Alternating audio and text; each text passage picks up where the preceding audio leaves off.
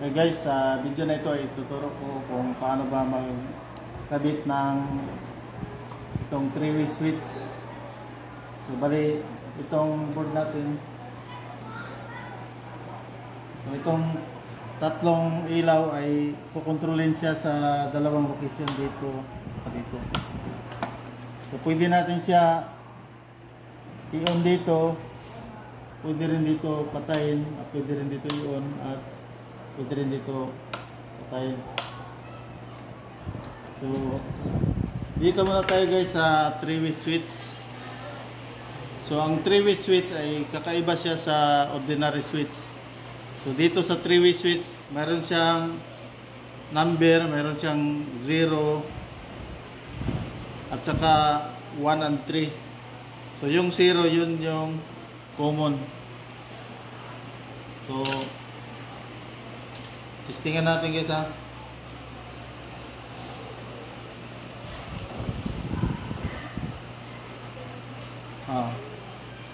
So kapag yan, umilaw yan ang ating test lamp. So kapag galawin natin ang switch, yan, hindi yan naapektuhan ang ilaw. So ibig sabihin, ito ang ating common, ito yung 0. Pagkatapos dito tayo sa, habang dito tayo sa common, i-test natin dito sa pag ginalaw natin ang switch, lilipat yung contact dito sa kabila. Dito naman.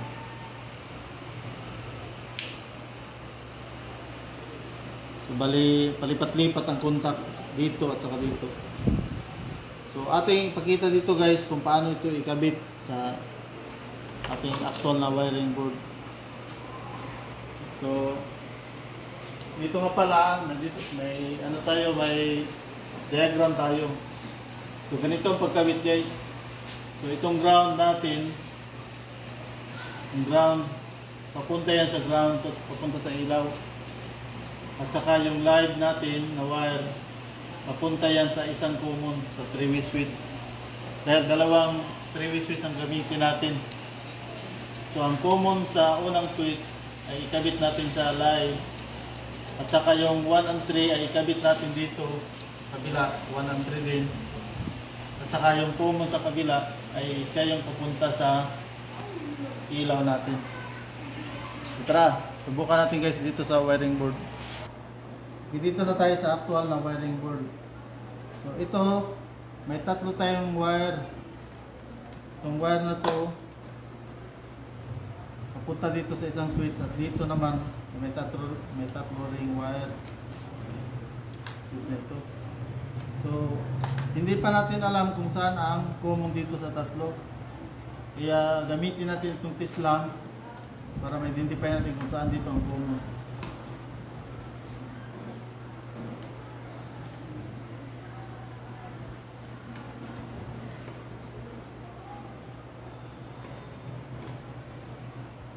Okay, mag-assume muna ako, mag-assume.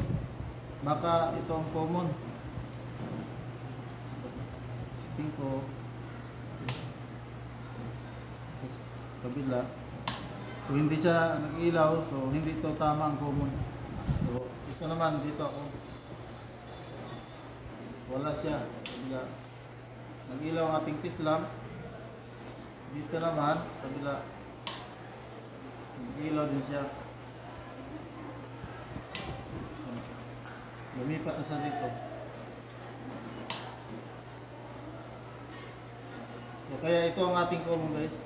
Okay, itabi lang muna natin. At saka dito naman sa kabila, hanapin pa rin natin ang common. So assuming ito ang common, walang ilaw.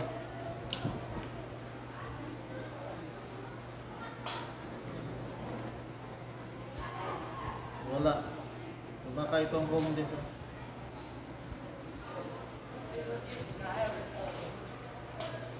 Ayan, nag-ilaw siya. So, nag-ilaw rin. Ito ang ating common guys.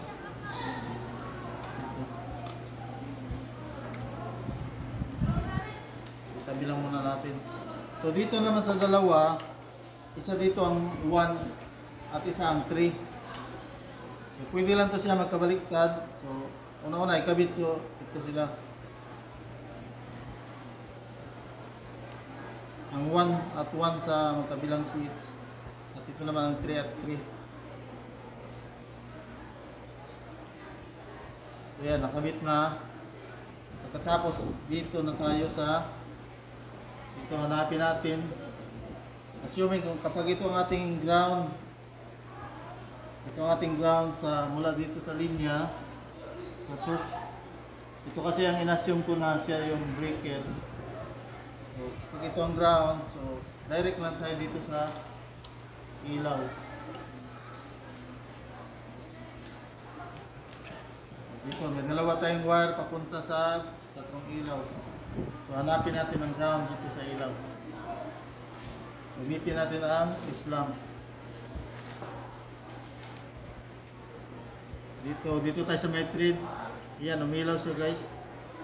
So ibig sabihin dito sa may thread at ito yung umilaw. So ibig sabihin ito yung ground.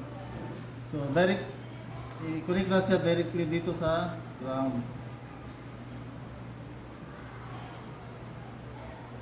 At ito namang live guys. Ang isa, itong common dito sa isang wire. Kabit natin dito. At yung isa naman, kukuha tayo ng live dito.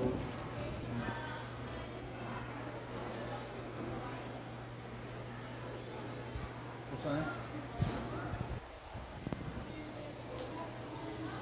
Okay, subukan na natin.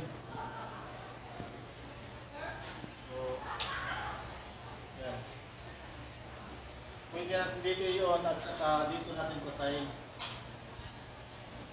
Pwede din natin i-on. Pwede rin patayin dito. Pwede i-on dito at dito rin patayin. So, ang application nito guys sa mga lobby at saka sa second floor, sa entrance yun sa may stairway.